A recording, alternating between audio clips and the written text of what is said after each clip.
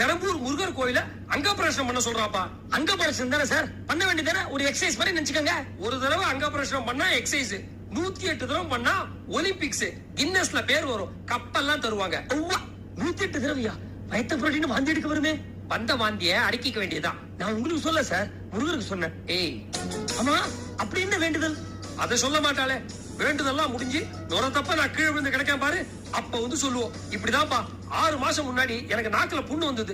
நான் பேசாம கம்முன்னு சும்மா இருந்திருக்கலாம். என் நாக்குல சனி. நாக்குல சனியா? நாக்குல புண்ணு நீங்க? ஐயா ஓ புத்திரம் சைக்கிளிய சொல்றத கேளுப்பா. இவ ஏதோ கோவில்ல போய் வேண்டிக்கிட்டு இருக்கா. அங்க அந்த குருக்கள் சொல்லிட்டார், நான் 4 நாள் நாக்குல வேலை குத்திக்கிட்டு விரதம் இருக்கணும்னு.